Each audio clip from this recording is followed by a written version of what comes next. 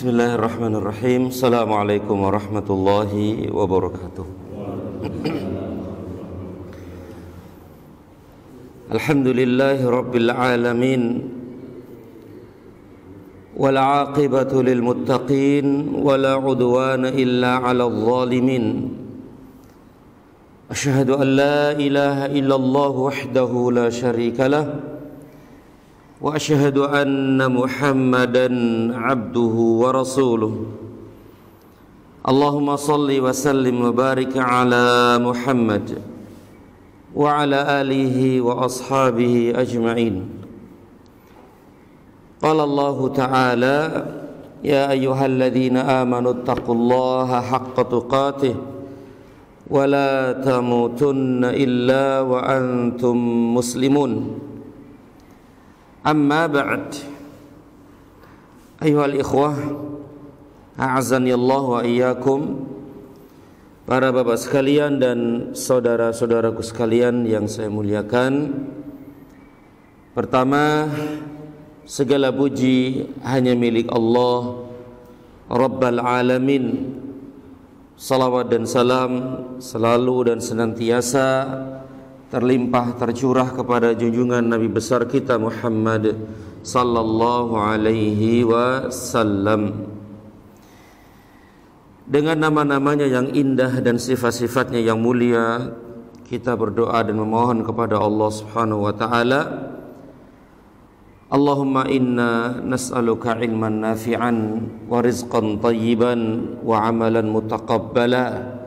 Ya Allah, anugerahkan kepada kami ilmu yang bermanfaat, rezeki yang baik, dan amal yang diterima. Amin ya rabbal alamin. Para bapak sekalian dan saudara-saudaraku sekalian yang saya muliakan dan yang saya hormati, seperti biasa kajian kita di pagi yang berbahagia ini dan di kesempatan yang mulia ini adalah pembacaan kitab Syama'il Muhammadiyah atau Syama'ilun Nabi sallallahu alaihi wasallam yang ditulis oleh Al-Imam At-Tirmidzi rahimahullahu taala, yaitu berkaitan dengan sifat fisik Rasul sallallahu alaihi wasallam dan kehidupan Rasul sallallahu alaihi wasallam. Ya, kehidupan Rasulullah sallallahu alaihi wasallam. Pada pertemuan yang lalu telah kita selesaikan dan sudah kita bahas ya bab ke-8, yaitu tentang pakaian, ya, pakaian Rasul sallallahu alaihi wasallam. Tentang pakaian Rasul ini 2 kali pertemuan kalau tidak salah ya, 2 kali pertemuan. Tapi kita lanjutkan bab ke-9, yaitu makanan Rasul sallallahu alaihi wasallam. Makanan Rasulullah sallallahu alaihi wasallam. Dan nanti ya ada pembahasan khusus tentang roti ya, roti yang roti Rasul sallallahu alaihi wasallam, roti yang biasa dimakan Rasul sallallahu alaihi wasallam. Kayak apa sih roti beliau itu? Apakah roti beliau itu yang beliau makan sama dengan roti-roti kita yang setiap hari kita makan itu? Nah, nanti ada pembahasan tersendiri. Tapi yang jelas tentang makanan Rasul sallallahu alaihi wasallam atau roti Rasul sallallahu alaihi wasallam itu ya, semua menunjukkan akan kezuhudan beliau sallallahu alaihi wasallam. Kezuhudan beliau sallallahu alaihi wasallam, kesederhanaan beliau sallallahu alaihi wasallam. Ya. Jangan dibayangkan kesederhanaan beliau itu sama dengan kesederhanaan umumnya kita begitu ya.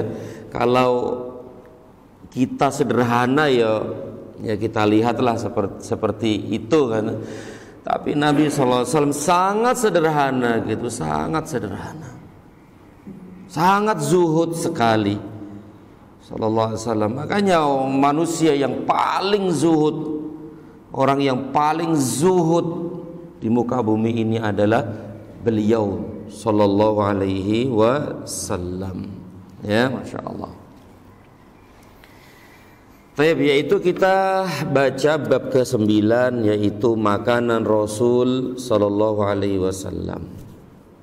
Bab ini kata pensyarah kitab ini yaitu menjelaskan tentang makanan Rasul sallallahu alaihi wasallam. Makanan Rasul ya, makanan ya, makanan dan minuman Rasul sallallahu alaihi wasallam. Kalau yang bab nanti itu tentang roti ya, roti Rasul sallallahu alaihi wasallam. Tapi ini makanan secara umum. Makanan secara umum. Sedangkan sebagaimana kata pensyarah kitab ini hafizahullah, sedangkan makanan beliau sallallahu alaihi wasallam adalah qut. Sering kita mendengar ya istilah ini, qut. Jadi makanan beliau tidak hanya makanan beliau khususnya, juga makanan keluarga beliau gitu. Kalau dikatakan beliau berarti termasuk keluarganya. Lebih khusus adalah beliau sendiri sallallahu alaihi wasallam. Jadi makanan beliau adalah qut. Al-qut. Qut itu ya cukup untuk menghilangkan lapar saja, itu namanya qut. Sebagaimana Rasul sallallahu alaihi wasallam pernah bersabda, Allahumma rzuq ala Muhammadin qutan. Allahumma ya Allah, urzuq ala Muhammadin, berilah rizki keluarga Muhammad qutan, yaitu berupa qut. Qut adalah makanan yang hanya bisa menghilangkan rasa lapar saja. Qut tidak berlebih-lebihan, dan memang tidak ada yang digunakan untuk berlebih-lebihan. Sudah ya. Kata beliau hafizahullah, beliau sallallahu alaihi wasallam sangat sedikit mencari dunia dan mencukupkan diri darinya dengan apa yang hanya sekedar memenuhi kebutuhan pokok saja. Zuhud beliau sallallahu alaihi wasallam, zuhud. Dan begitu juga keluarga beliau, istri-istri beliau zuhud. Bahkan secara umum para sahabat adalah manusia-manusia yang paling zuhud. Meskipun sebagian mereka ada yang kaya raya gitu loh, kaya raya, seperti Abu Bakar, Utsman, Abdurrahman bin Auf, dan sahabat-sahabat yang lain. Mereka itu kaya. Tapi subhanallah, meskipun mereka itu seperti itu, mereka adalah orang-orang yang paling zuhud. Ya, orang-orang yang paling zuhud. Nah, termasuk Nabi kita Muhammad sallallahu alaihi wasallam. Nih makanan beliau ya, yaitu qut. Bahkan beliau minta sama Allah untuk seperti ini. Ya Allah, anugerahkan kepada keluarga Muhammad qutan, berupa qut, yaitu makanan yang hanya bisa menghilangkan rasa lapar. Dan tentu Nabi SAW sering lapar gitu loh. Udah sering lapar, kalau makan ya cukup untuk itu saja begitu. Dan tidak hanya beliau, istri-istri beliau pun demikian. Dan seringlah kita mendengar dan menjumpai hadis-hadis Nabi SAW tentang Masya Allah bagaimana beliau itu sering lapar. Istri-istri beliau pun demikian.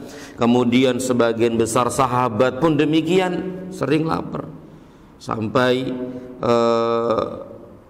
batu-batu mereka ikat di perut-perut mereka untuk menghilangkan rasa lapar yang sangat perih begitu. Apalagi kisah siapa itu? Ahlus Suffah ya. Ahlus Suffah itu sahabat-sahabat muhajirin atau sahabat-sahabat yang tidur di mana itu Pak ya? Di masjid itu loh. Ahlus Suffah. Ahlus Suffah yaitu sahabat-sahabat yang miskin banget, yang mereka tidak punya rumah, maka mereka tinggal di masjid. Dan antum melihat keadaan mereka, ya sering banget lapar, ya sering sekali mereka itu lapar. Bahkan nanti akan disebutkan di hadis ini ya, setelah ini insyaallah tentang salah seorang sahabat yang termasuk Ahlus Suffah, yaitu Abu Hurairah radhiyallahu taala anhu. Abu Hurairah radhiyallahu taala anhu ini termasuk Ahlus Suffah yang tinggal di masjid karena tidak punya tempat tinggal dan sering banget lapar, bahkan pingsan karena lapar gitu loh. Subhanallah ya. Itu Abu Hurairah radhiyallahu taala anhu dan sahabat-sahabat yang lainnya. Kita baca. Dan di sini penulis hanya membawakan dua hadis ya, dua hadis atau dua asar dalam bab ini tentang makanan Rasulullah sallallahu alaihi wasallam. Kita baca hadis nomor 71. Beliau berkata rahimahullah, haddatsana Qutaibah Haddatsana Qutaibah bin Sa'id qala haddatsana Hammad bin Zaid an Ayyub an Muhammad bin Sirin qala kunna 'inda Abi Hurairah radhiyallahu taala anhu. Ini Muhammad bin Sirin rahimahullahu ta'ala pernah bercerita gitu loh, pernah bercerita apa yang pernah dia lihat. Nah, dia seorang tabi'in. Kalau tabi'in berarti pernah bertemu dengan siapa? Sahabat. Tabi'in. Kalau sahabat itu pernah bertemu dengan Rasul. Jadi sahabat itu orang yang pernah bertemu dengan Rasul meskipun sejenak, meskipun sebentar. Kemudian dia beriman dan meninggal dalam keadaan beriman juga. Itu namanya sahabat. Ya, orang yang pernah bertemu dengan Rasul sallallahu alaihi wasallam lalu beriman dan meninggal dalam keadaan iman, itu sahabat. Berarti orang yang tiap hari ketemu Rasul tapi nggak beriman dan mati dalam keadaan kafir misalnya, itu sahabat tidak? Tidak, bukan sahabat. Ya kayak Abu Jahal, Abu Lahab dan yang lainnya itu kan hampir setiap hari ketemu Rasul kan, dan tidak beriman kepada Rasul. Bahkan mati dalam keadaan kafir musyrik, maka mereka bukan sahabat. Bukan sahabat. Atau misalnya ketemu sama Rasul, beriman tapi meninggal kafir misalnya, musyrik, murtad misalnya. Ya, mereka ini pun bukan sahabat, ya bukan sahabat. Meskipun pertemuan mereka itu sejenak, sebentar saja, itu sudah sahabat. Kemudian tabi'in itu ya orang-orang yang bertemu dengan sahabat tapi tidak bertemu dengan Rasul sallallahu alaihi wasallam. Kemudian tabi'ut tabi'in adalah orang yang pernah bertemu dengan tabi'in tapi nggak ketemu sahabat. Nah, ini beliau ini rahimahullah seorang tabi'in mulia agung ya, yang ma'ruf namanya. Dia menceritakan tentang keadaan salah seorang sahabat yang mulia, yaitu Abu Hurairah. Berarti beliau ini bertemu dengan Abu Hurairah, berarti tabi'in beliau ini. Beliau bercerita, kunna inda Abi Hurairah. Suatu hari kami bersama Abu Hurairah radhiyallahu taala anhu. Wa alaihi thawbani mumasyaqani min kattanin fatamakhata fi ahadihima faqala bakhin yatamakhatu Abu Hurairah fil kattani laqad ra'aituni wa inni la ukhirru fiha fima baina mimbari Rasulillah sallallahu alaihi wasallam wa hujrati Aisyata maghsyiyan alayya fayaji'ul ja'i fayad'u rijlahu ala unuqi yara an-nabi jununan wa ma bi jununun wa ma huwa illal ju'. Artinya, saya ulangi, pada saat itu kami pernah, pada suatu saat kami pernah berkumpul bersama Abu Hurairah radhiyallahu anhu. Abu Hurairah yang namanya siapa itu Abu Hurairah? Namanya siapa?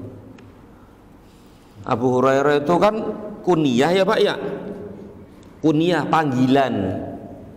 Abu Hurairah, kucing kecil ya, kucing betina kecil. Kenapa beliau itu dipanggil Abu Hurairah? Karena dulu katanya, dulu dia waktu di kampungnya itu di mana? Kampungnya Abu Hurairah. Negerinya, negaranya di mana?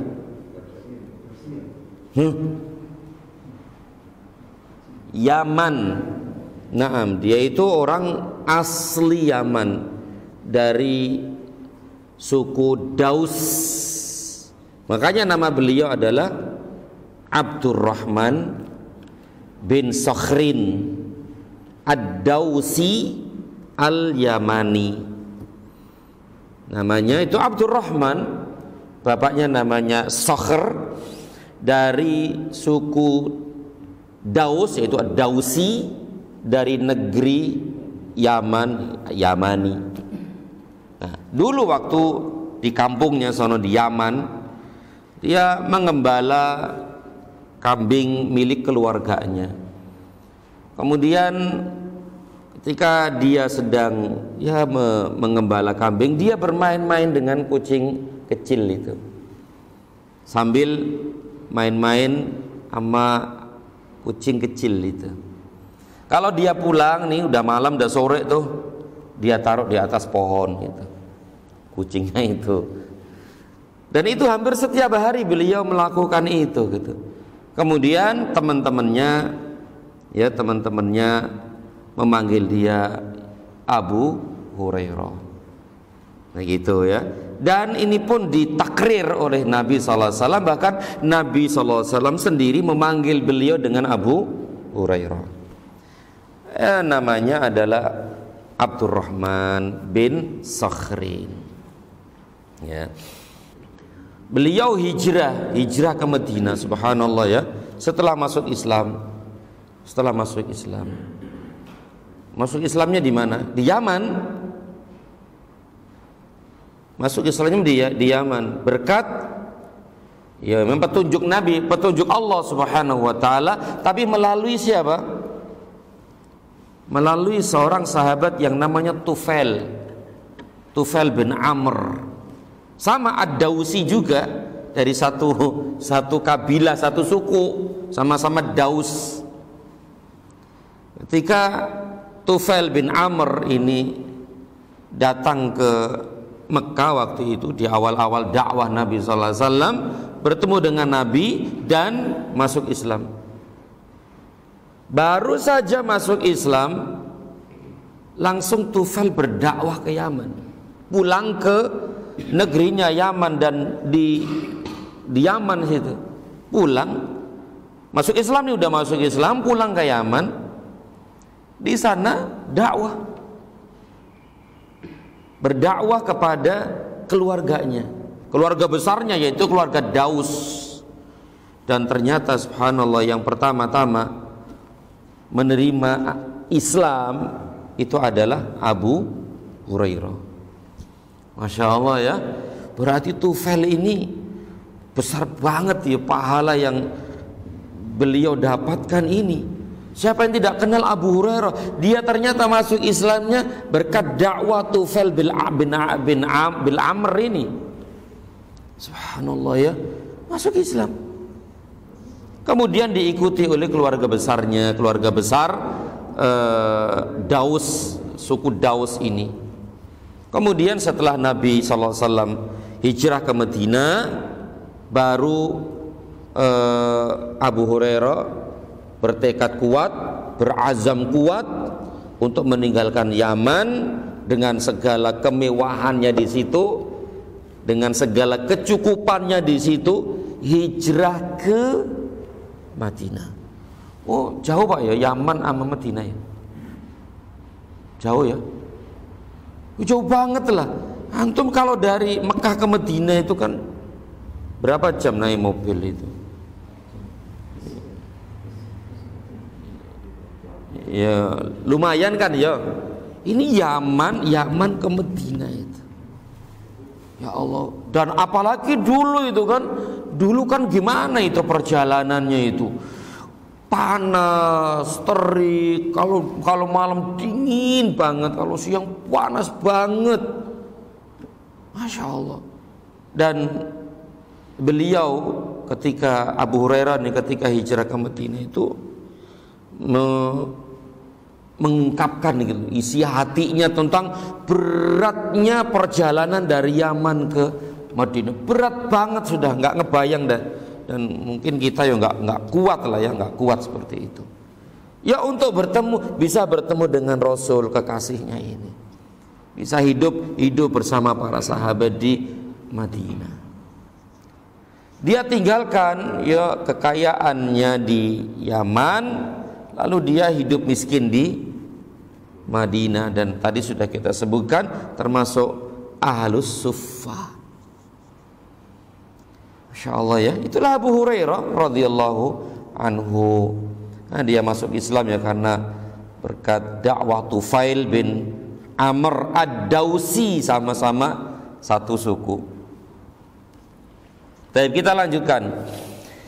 Kami pernah berkumpul bersama Abu Hurairah radhiyallahu anhu. Pada saat itu dia mengenakan 2 kain dari rami yang dicelup.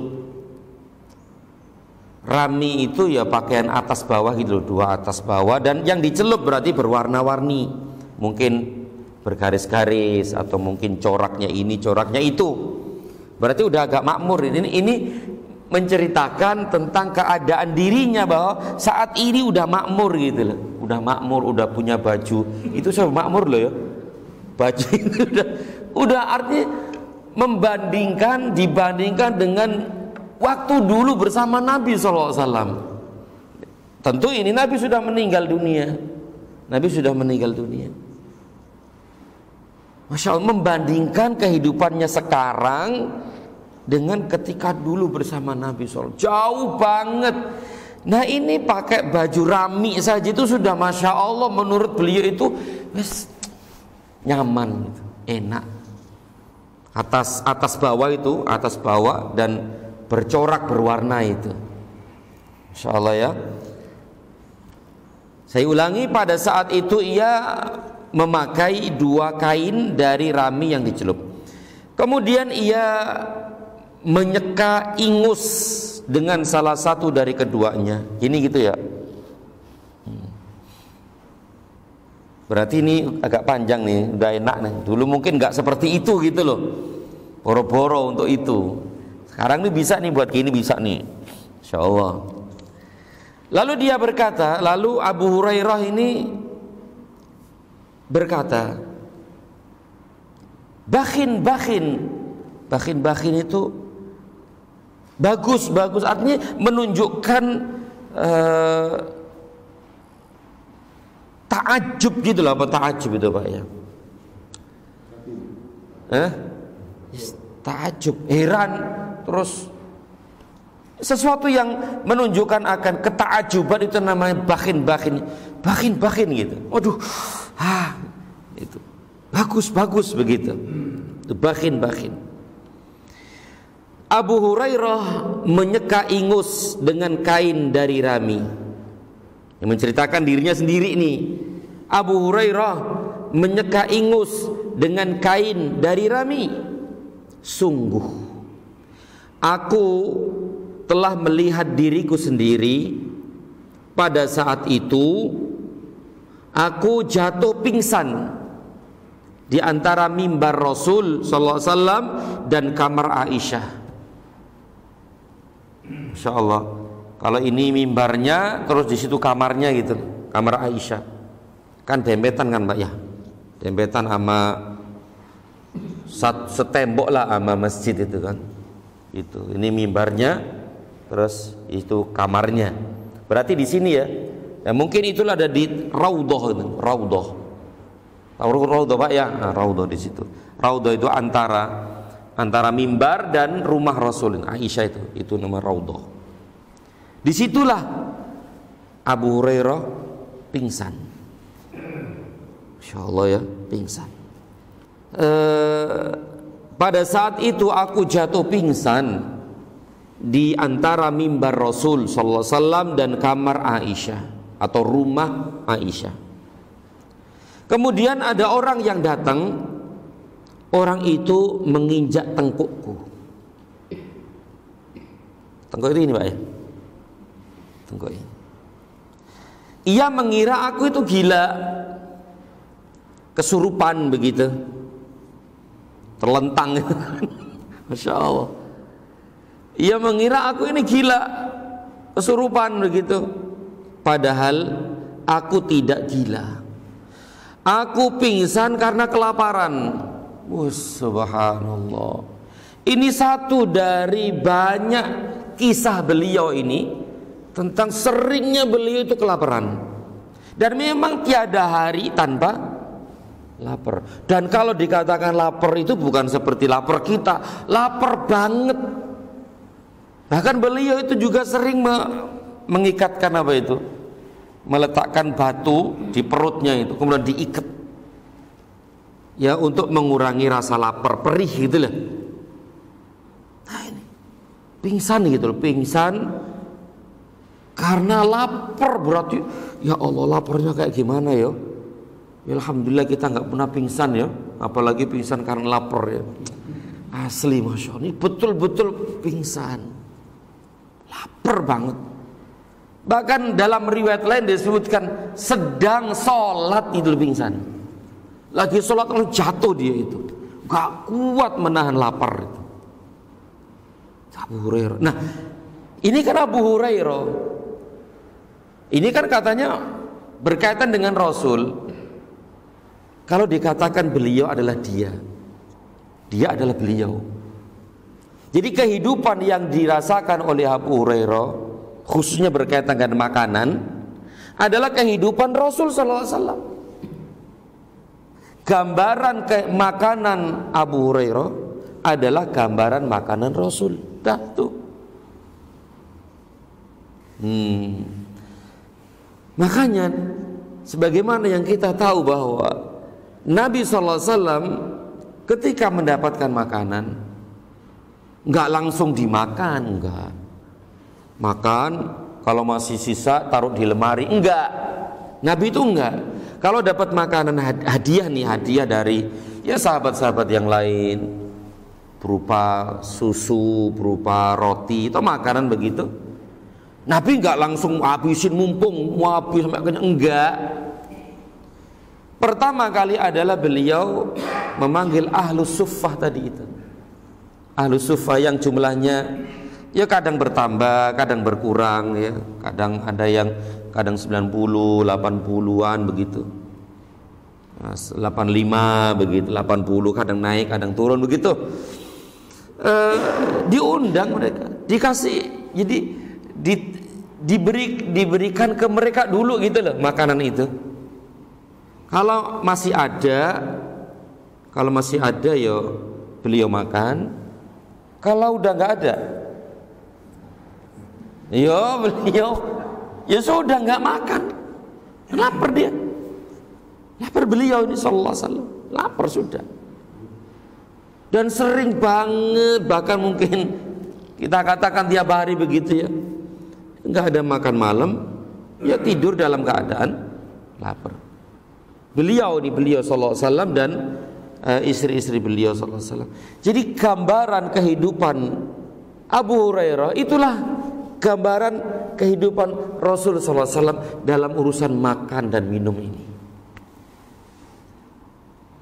Berarti Abu Hurairah waktu itu kalau sedang lapar begitu, berarti Rasulullah waktu itu juga lapar gitu loh. Lapar banget gitu, lapar banget.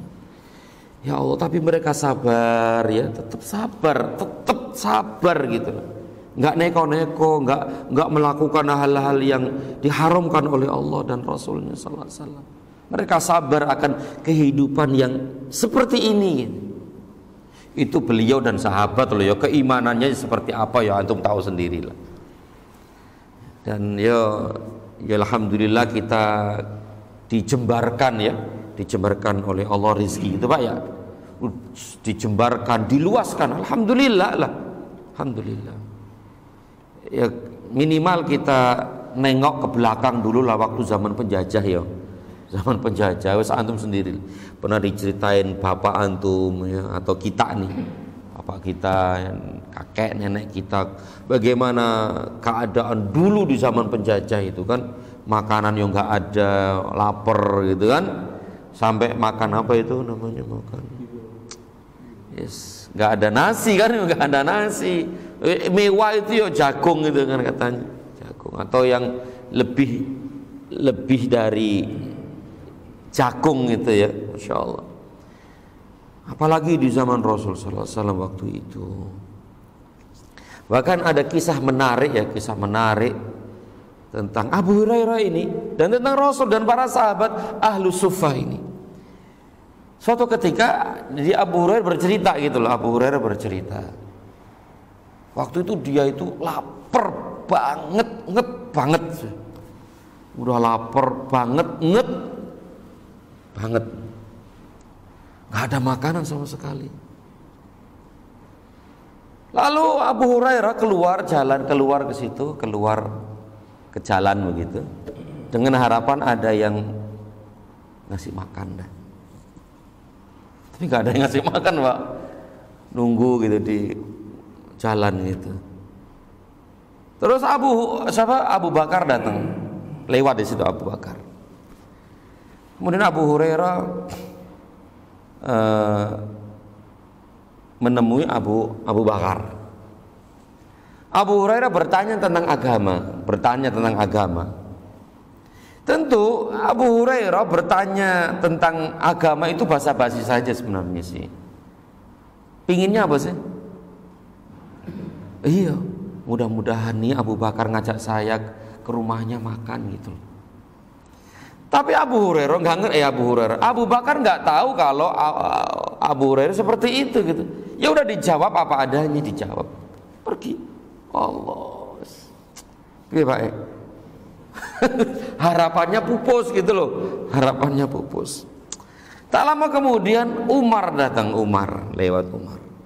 Sama Abu Hurairah melakukan apa yang dilakukan sebelumnya kepada Abu Bakar. Harapannya ya bawa pulang lah gitu, kasih makan di rumahnya. Gitu. Tapi Umar kan nggak tahu kalau Abu Hurairah sedang seperti itu. Ya udah lewat aja tuh Umar. Aduh, ye. Lalu datanglah manusia yang paling mulia, orang yang paling mulia, orang yang paling zuhud. Rasul sallallahu alaihi wasallam datang lewat di situ. Dan Rasul tahu nih, pasti dia lapar nih. Pasti udah tahu, udah kelihatan dah begitu kan. Lapar banget kayaknya nih. Akhirnya Nabi sallallahu alaihi wasallam ngajak Abu Hurairah ke rumahnya. Ke rumah salah seorang istri beliau sallallahu alaihi wasallam. Sampai di situ ternyata di situ ada apa ya, susu ya. Susu seember lah begitu, banyak susu. Dan susu ini ternyata hadiah gitu loh. Hadiah dari sahabat yang lain untuk Rasul sallallahu alaihi wasallam. Hadiah lah ya, bukan sedekah, bukan zakat. Karena beliau dan keluarganya tidak makan zakat dan sedekah, tapi hadiah. Beliau makan hadiah. Susu itu hadiah dari sahabat yang lain. Wah, udah seneng banget nih. Seneng banget ya Bu. Wah, kayaknya kenyang nih, makan nih, minum nih ya. Tapi apa kata Nabi sallallahu alaihi wasallam? Tolong antum panggil Ahlus Suffah itu. Teman-temanmu loh yang tidur di masjid, panggil mereka. Aduh, piye kita yo. Mbok yo di hatinya bergemuruh. Mbok yo dikasih dulu kayak minum dikit terus aku panggil. Begitu kan maunya kan begitu gitu. Enggak ya Pak. Ya Allah ini. Ya sudahlah. Berangkatlah Abu Hurairah dengan perasaan tadi itu, kenapa nggak dikasih dulu, minum dulu baru berangkat kan begitu, manggil Ahlus Suffah kok enggak begitu. Ya sudahlah, dalam rangka taat kepada Allah dan Rasulnya. Datang ke rumah Nabi sallallahu alaihi wasallam. Apa kata Nabi setelah datang? Wahai Abu Hurairah, tuangkan itu air susu itu buat Ahlus Suffah yang lain. Loh, waduh piye iki? Ya sudahlah, dalam rangka taat kepada Rasulullah SAW dituangkan satu-satu untuk Ahlus Suffah yang lain tadi. Semua udah kenyang semua, tinggal dikit nih susunya nih. Tinggal berdua nih yang belum minum. Siapa? Abu Hurairah dan Rasulullah SAW. Kata Rasulullah, ini ada sisaan ini, tinggal kita berdua nih Abu Hurairah. Iya Rasulullah, tinggal kita berdua nih. Terus siapa yang dulu minum? Untuk siapa ini? Rasul dulu atau Abu Hurairah dulu nih? Tadi sudah kita sampaikan. Abu Hurairah udah minum sana. Minum wahai Abu Hurairah, minum itu susu. Wah, alhamdulillah, baru dia terakhir ternyata diminumlah susu tersebut sampai kenyang banget.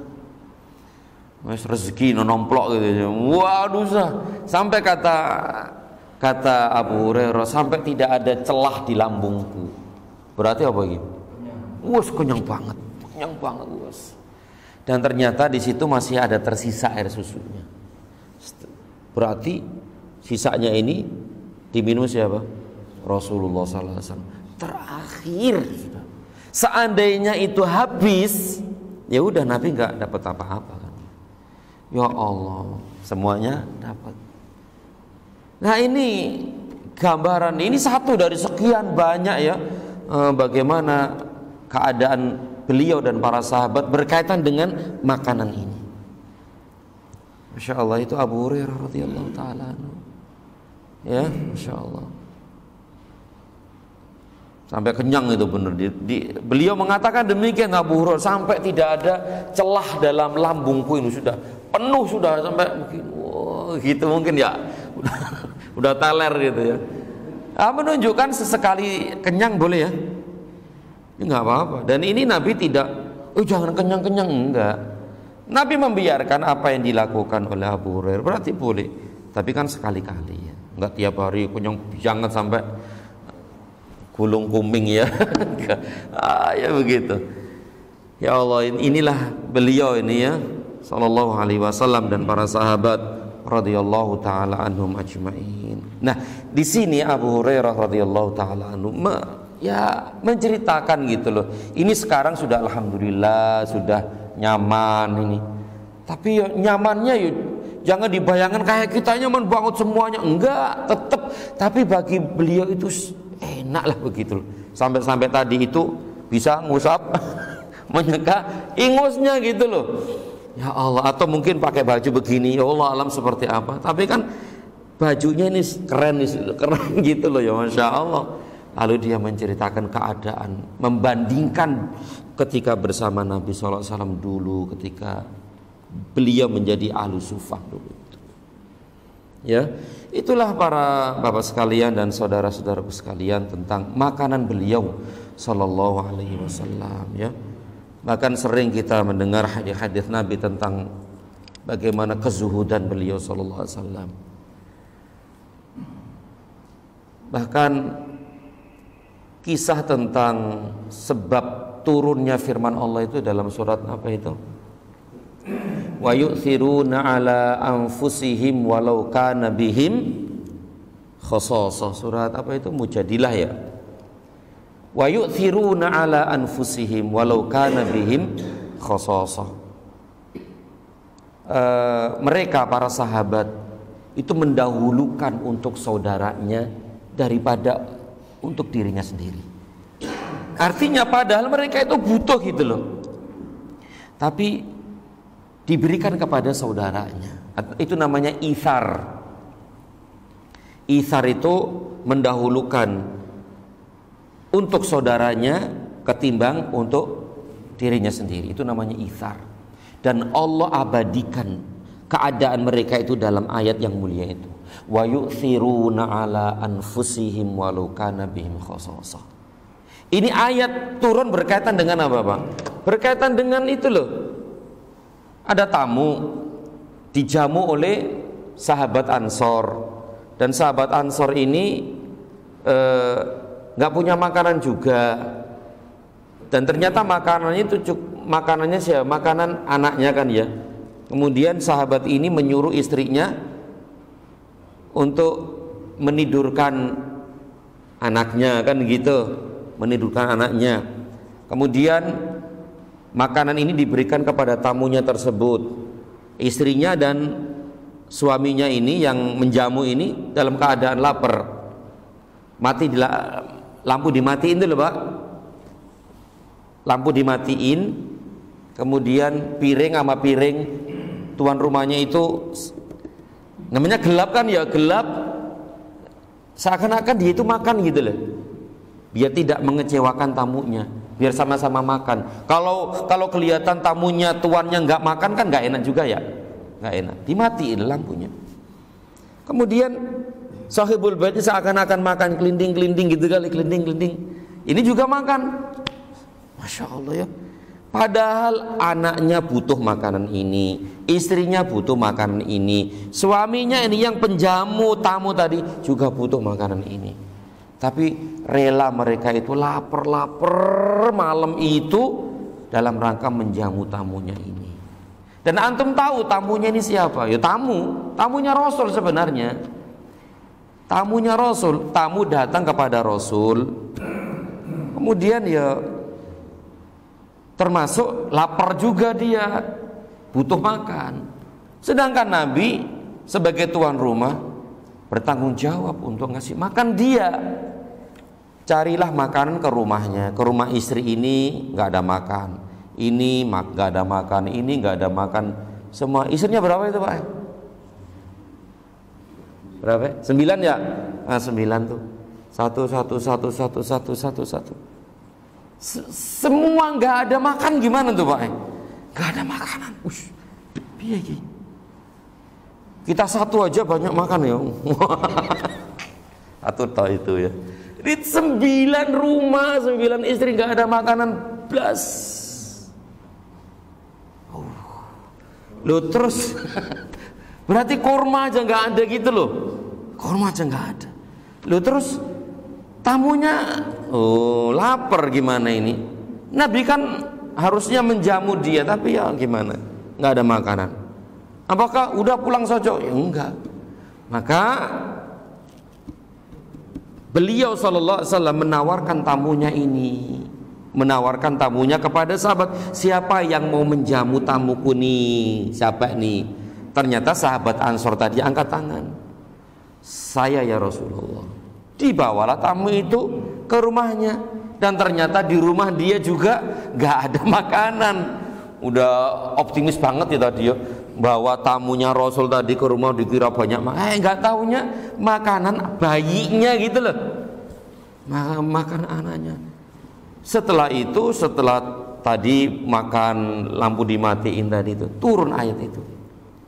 Pagi-paginya sahabat ini datang kepada Nabi ingin menceritakan apa yang dialami semalam. Ternyata Allah sudah tahu apa yang dilakukan oleh sahabat tadi itu. Sebelum sahabat ini cerita tentang semalam itu, ternyata Nabi udah dikasih tahu oleh Allah. Udah dikasih tahu oleh Allah melalui malaikat Jibril alaihi salam, yang dengan itulah Allah turunkan ayat tadi itu. Wa yu'thiruna ala anfusihim walau kana bihim khasasah. Mereka para sahabat, khususnya dia tadi itu, mendahulukan untuk saudaranya, ya, padahal dia itu sangat membutuhkannya. Ya Allah ya, kehidupan sahabat gak akan pernah terulang kembali sejarah itu loh ya. Peristiwa-peristiwa itu gak akan pernah terulang kembali. Hanya apa ya? Hanya ya untuk cerita saja gitu ya, nggak terulang kembali hal-hal seperti itu. Bagaimana para sahabat itu mendahulukan untuk saudaranya daripada dirinya sendiri, padahal dia sendiri itu butuh gitu loh. Masya Allah ya. Dan banyak sekali lah ya riwayat-riwayat yang menunjukkan akan bagaimana kezuhudan dan kekurangan makanan Nabi SAW. Bahkan Nabi SAW tadi berdoa, ya Allah anugerahkan kepada keluarga Muhammad qutan, secukupnya saja, nggak berlebih-lebihan. Berarti nggak ada yang disimpan ya, nggak ada yang disimpan. Ya itulah beliau SAW. Yes, kalau kita bandingkan dengan kita ya jauh banget lah. Yes, yang penting kita bersyukur kepada Allah atas nikmat dijembarkan rizki, dijembarkan. Alhamdulillah, bersyukur kepada Allah dan kita berusaha untuk bersyukur dengan sebenar-benar syukur ya, sebenar-benar syukur. Wallahu a'lam bishawab. Baik, kita lanjutkan akhi. Hadis terakhir dalam bab ini, hadis nomor 72.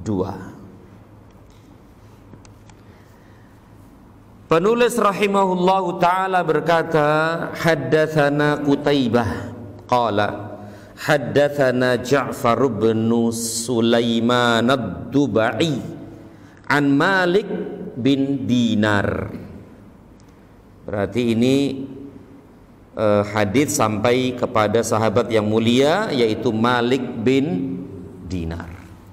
Qala, dia berkata, ma syabi'a Rasulullah sallallahu alaihi wasallam min khubzin qattu wala lahmin illa ala dhafaf.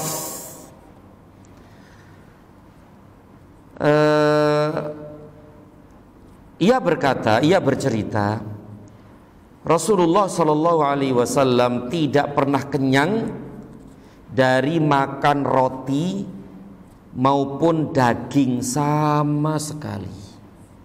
Nggak pernah sampai kenyang gara-gara makan roti dan daging. Berarti secukupnya untuk menghilangkan lapar saja gitu. Apalagi disimpan gitu kan? Enggak. Dan seperti yang telah kita sampaikan tadi, ini pengakuan sahabat yang mulia Malik bin Dinar. Rasulullah SAW tidak pernah kenyang dari makan roti maupun daging sama sekali. Dan rotinya Rasul, nanti ada pembahasan roti kasar. Kalau kita kan halus Pak ya, halus lembut gitu. Nabi itu kasar, maka rotinya kasar sekali. Nah begitu. Kemudian illa ala dhofaf, kecuali dalam keadaan dhofaf. Berarti pada asalnya Nabi tidak pernah kenyang karena roti dan daging, kecuali kapan kenyangnya? Kalau dhofaf. Apa itu dhofaf? Ini kan bahasa Arab kan, dhofaf ini bahasa Arab. Perawi hadis ini Malik bin Dinar berkata, sa'altu rajulan min ahlil badiyah mad-dhofaf, qala ayyatanawala ma'an nas. Malik bin Dinar pernah berkata, ini masih apa sih dhofaf itu gitu. Dhofaf itu apa sih artinya gitu loh. Padahal orang Arab sendiri ya, orang Arab sendiri dan bahasa Arab juga. Dan memang seperti itu. Kadang-kadang ada istilah dan diketahui oleh orang-orang tertentu, orang-orang asli banget di pelosok sana itu, bahasa yang masih murni asli akan tahu itu. Makanya Malik bin Dinar bertanya kepada kata Malik, aku pernah menanyakan arti dhofaf kepada salah seorang penduduk kampung Arab Badui yang bahasanya masih asli banget, ya. Maka ia menjawab, ya, orang Arab Badui tadi menjawab, yaitu makan bersama orang lain. Berarti apa? Sak nampan dulu makan bareng, apa namanya tuh? Makan bersama, sepiring, apa namanya? Kerayahan apa? Kerayahan kita apa ya? Bareng-bareng sak nampan gitu loh. Ah itu aja tuh. Kalau itu kenyang tuh. Padahal sebenarnya nggak kenyang sih, tapi mengenyangkan gitu loh. Kalau makan bareng-bareng itu mengenyangkan, dan itulah keberkahan makan bersama. Sebenarnya satu piring itu untuk cuma berdua, tapi dimakan orang 5 cukup dan kenyang. Barokah, berkah. Nah ini, dan itu biasa dilakukan oleh para sahabat Nabi pun seperti itu. Dan tradisi ini terus ini ya, terus dipertahankan oleh orang-orang Arab. Orang Arab sekarang kan sukanya makan begitu Pak ya. Kayak itu loh, apa namanya? Gimana? Ya itu dia tuh ya. Ya ini Pak. Kebule itu karena itu biasa orang-orang Arab itu mempertahankan tradisi yang dulu pernah dijalankan oleh nenek moyang mereka, termasuk di zaman Nabi SAW. Nah ini, jadi Nabi SAW tidak pernah kenyang kecuali dalam keadaan dhofaf ini. Dhofaf yaitu makan-makan bareng-bareng bersama-sama satu nampan, itu mengenyangkan meskipun pada hakikatnya nggak kenyang banget gitu loh, tapi mengenyangkan dan mencukupkan, cukup gitu. Ya Allah, Masya Allah ya. Bahkan banyak tangan gitu. Makanya kita baca ini pada bab berikutnya, pada bab berikutnya akan disebutkan riwayat yang dinukil oleh penulis dari gurunya, yaitu Abdullah bin Abdurrahman, bahwa ia berkata, sebagian di antara mereka berkata, maksudnya adalah banyak tangan. Banyak tangan berarti kan satu nampan, kerayaan gitu. Banyaknya tangan pada makanan menunjukkan berkahnya makanan itu. Imam Ahmad berkata, idza jama'at ta'amu arba'an faqad kamula. Idza dzukira smullahi fi awwalihi wa humidallahu fi akhirih wa kathurat alaihi al-aidi wa kana min hillin. Jika pada makanan itu terdapat 4 perkara, maka ia telah sempurna. Makanan itu sempurna, kenyang, barokah insyaallah. Pertama, jika disebutkan nama Allah sebelum makan, baca bismillah, sempurna. Kedua, memuji Allah setelah makan. Alhamdulillah. Kemudian ketiga, banyaknya tangan. Bareng-bareng itu loh, sak nampan bareng-bareng. 3. Yang keempat, makanan halal. 4 nih. Ini sempurna.